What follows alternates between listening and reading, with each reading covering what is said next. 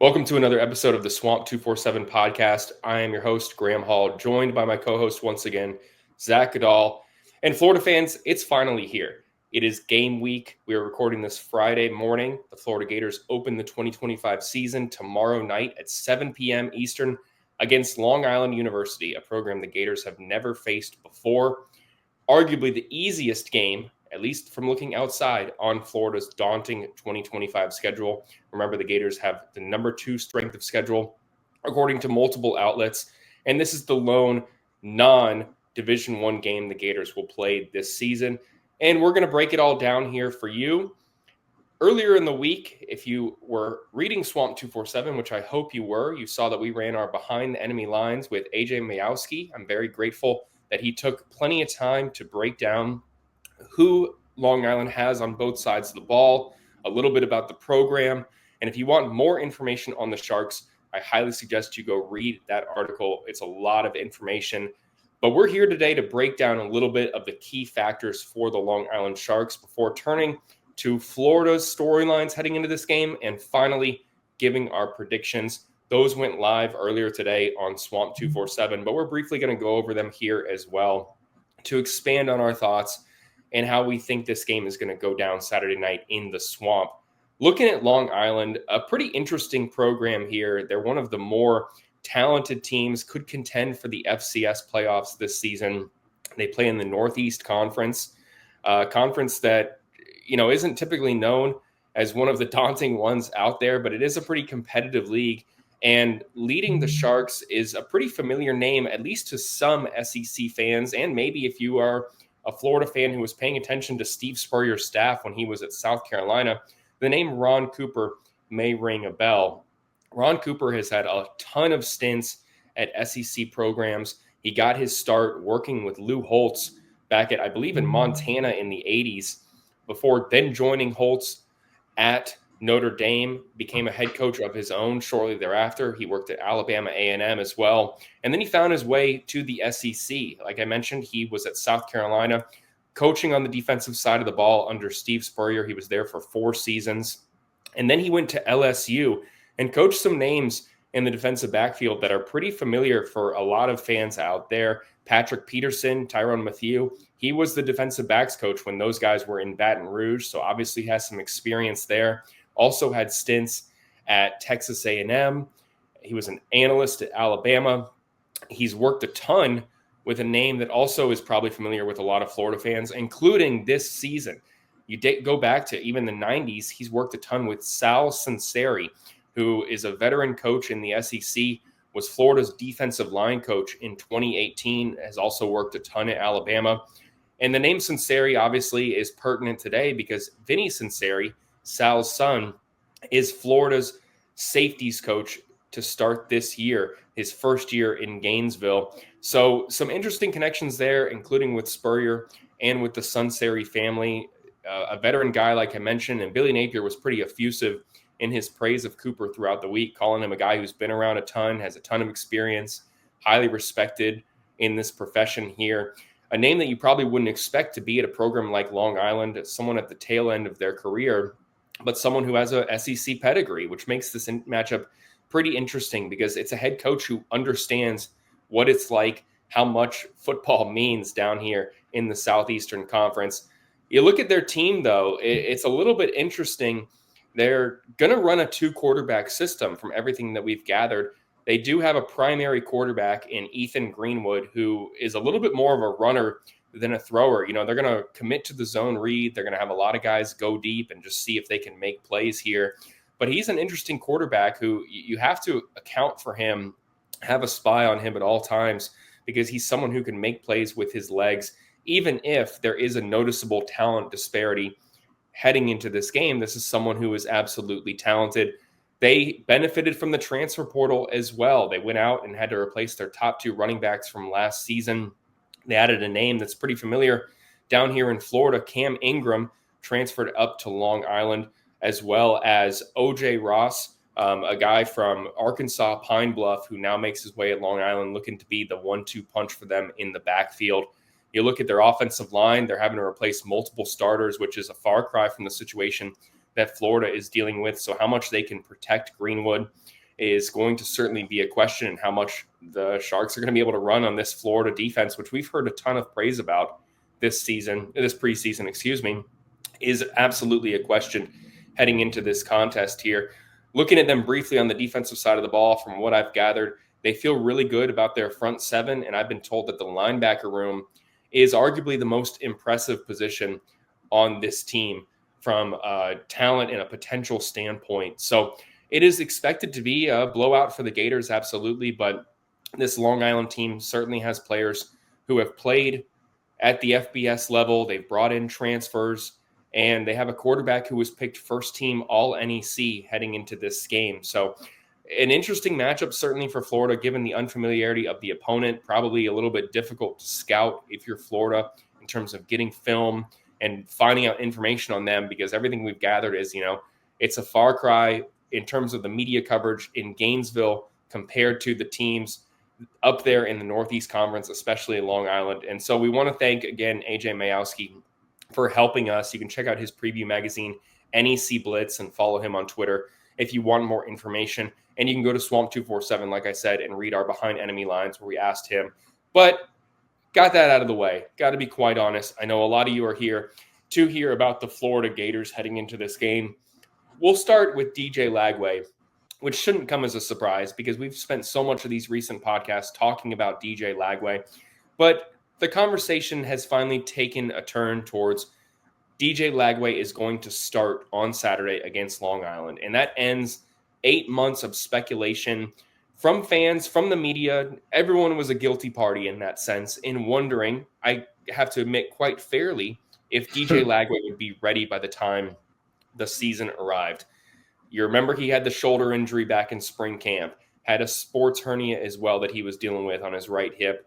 And then he gets into fall camp and is dealing with a calf strain. Didn't do 11 on 11 until the final week of fall camp, but now he's poised to be Florida's starting quarterback.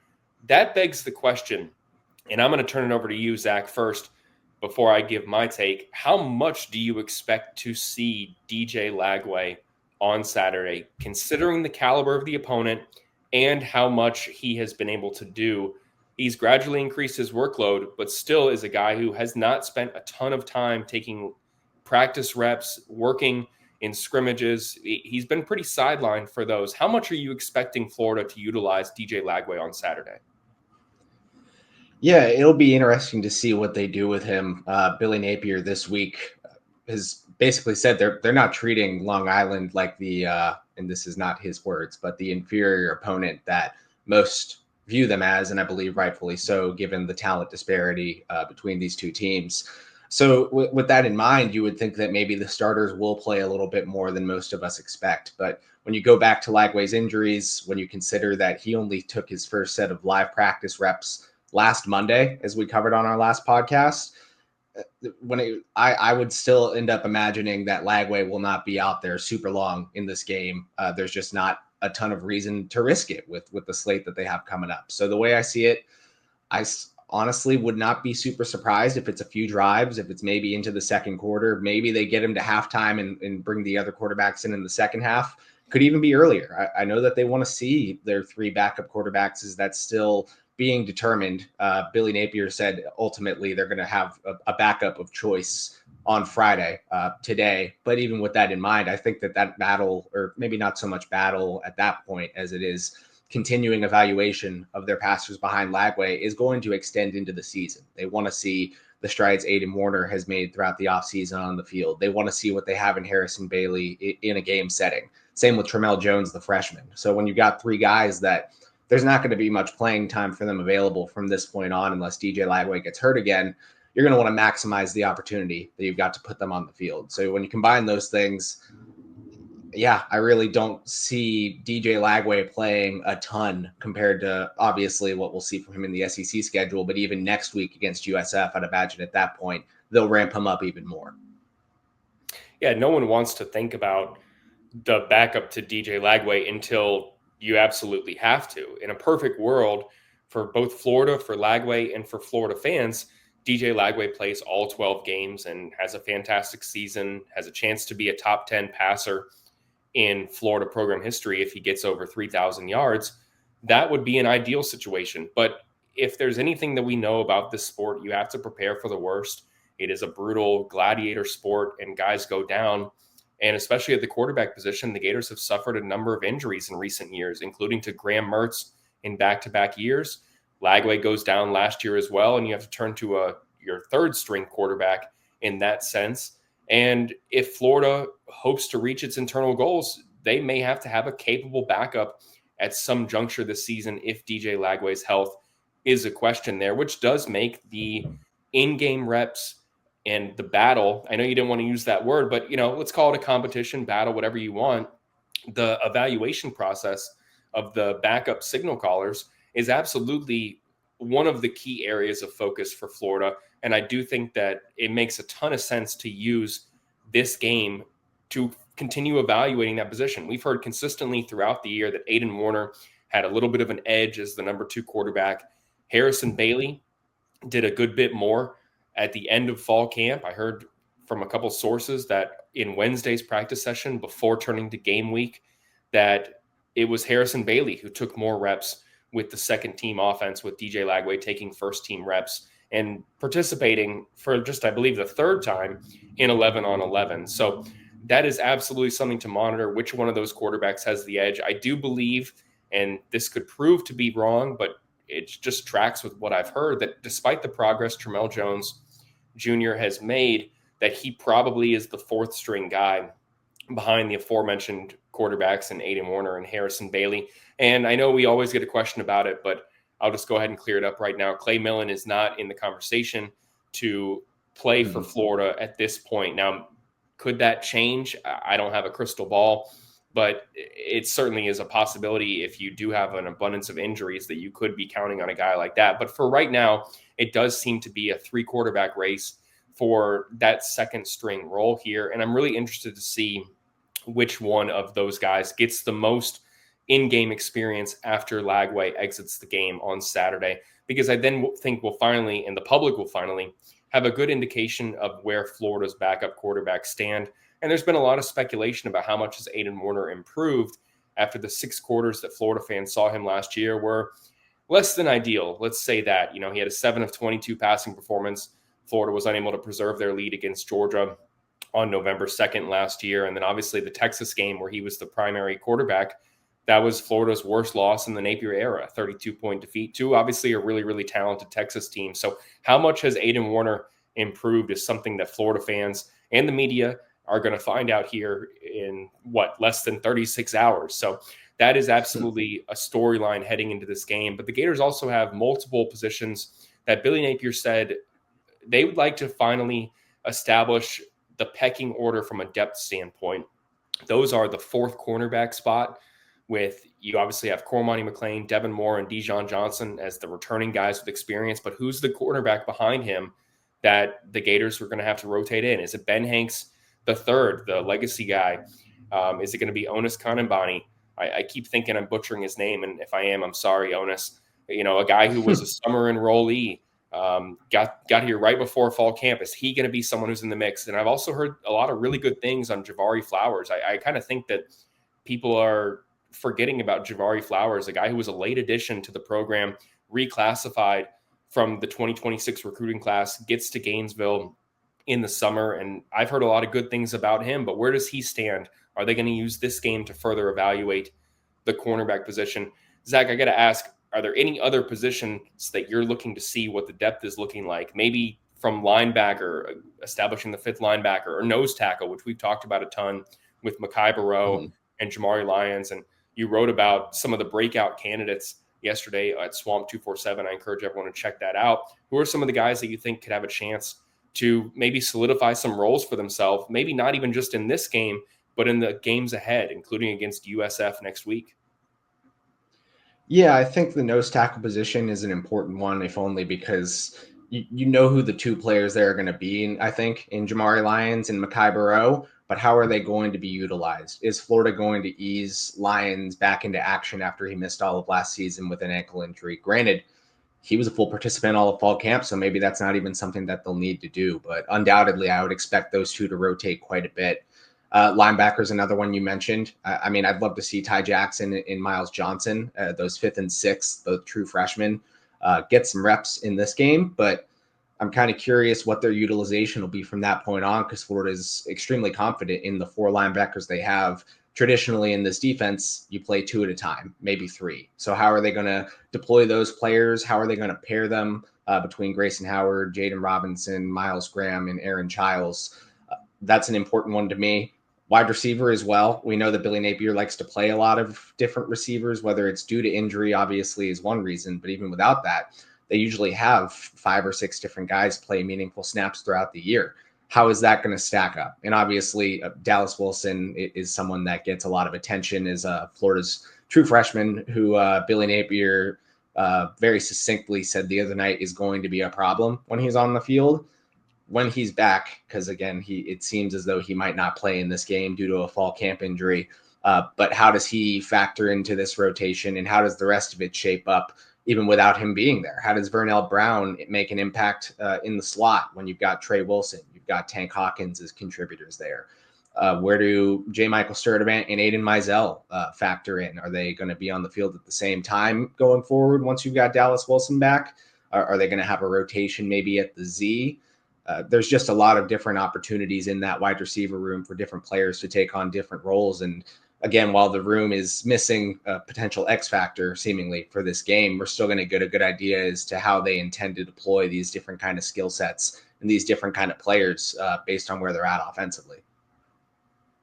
Yeah, I think you kind of nailed it there in terms of also just the storylines surrounding this game, and no disrespect to Long Island whatsoever, but I think that most of Florida fans especially, but also people watching nationally, is how good is Florida going to be? How much depth do they have heading into this game?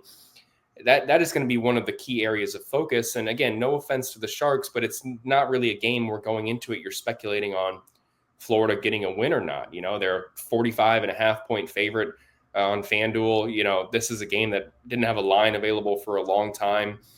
How is Florida going to look in their first game of the season here with the quarterback who has missed much of the year and with guys that they may rely on to play elevated snaps who won't have a role or will have a lesser role moving forward here? How are they going to look? Is that going to affect their competitive chances?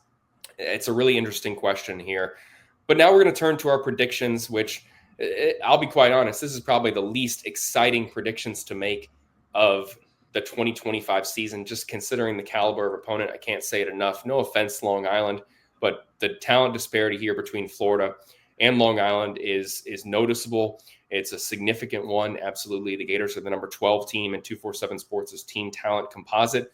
Long Island does have a couple guys that they've added from the FBS level, but are they going to have enough to even make this in any way a competitive game?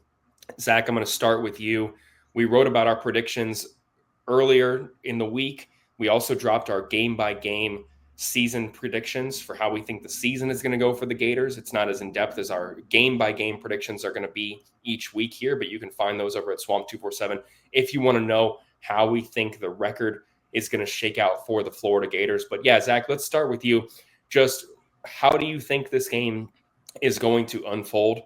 You have to predict it. We've speculated on how we think guys are going to be utilized on Saturday, but you have to give your prediction. What do you think is going to happen, and what is the score that you're predicting this game is going to end with?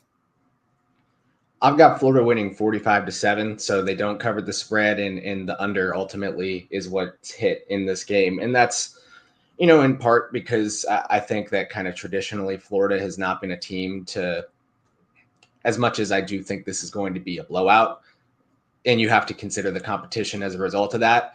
Billy Napier teams don't really lean into the whole blowout aspect of winning football games. And I think at the end of the day, the reason why I see it that way is for the same reasons we've talked about here, is that they're going to be playing some of their lesser experienced players. They are going to have DJ Lagway, I'm sure, out there for only a period of time before they move into this backup quarterback battle. You know, if DJ Lagway's out there and the starters play from the first whistle to the last whistle, then it might be a different story. But naturally, I think at that point, you know, as you get the second team defense, third team even maybe in there, Long Island might have a chance to go down the field and put some points on the board later on. Second and third team offense, you might see some drives stall that I would not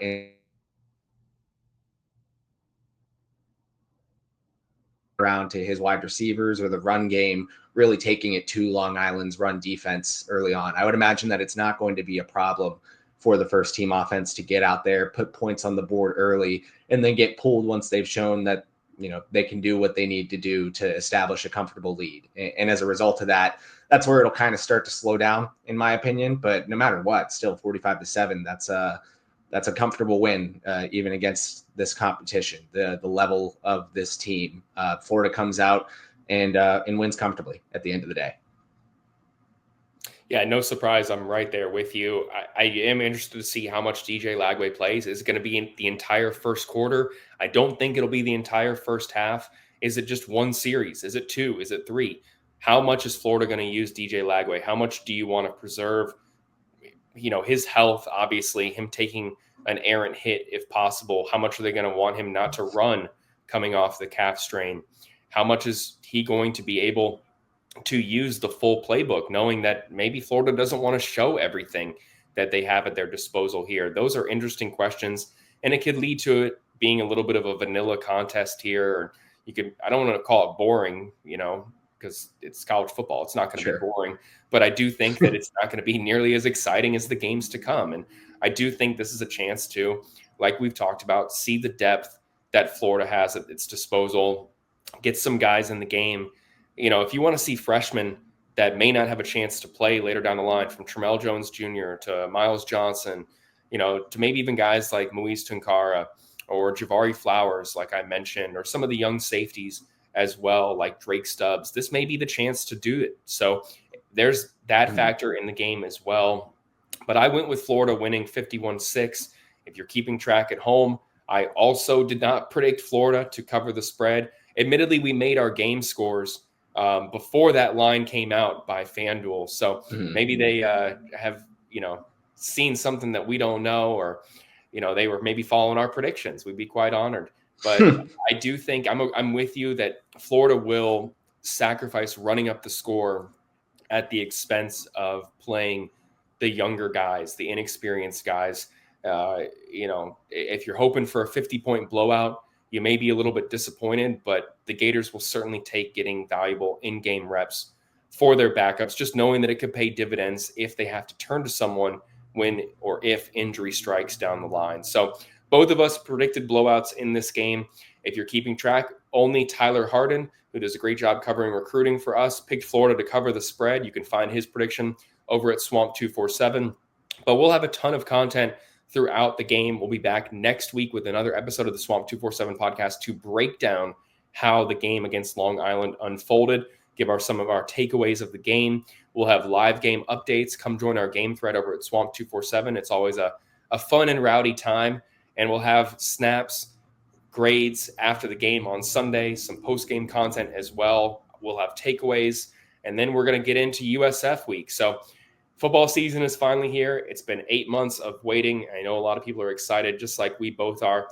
It's a lot going to be unfolding on Saturday, from seeing the backups, seeing DJ Lagway's debut, seeing Ahmad Black as the honorary Mr. Two Bits, and seeing Billy Donovan be honored during the game before he is inducted into the Naismith College Basketball Hall of Fame a week from Saturday. So a lot of interesting aspects of this game coming up on Saturday. I know you're excited just like I am, but for right now, that's going to do it for this episode of the Swamp247 podcast. We'll be back with plenty of content moving forward. Look forward to more consistent episodes throughout the season. We're going to be aiming to do 2 episodes a week as we preview and break down each game on Florida's schedule.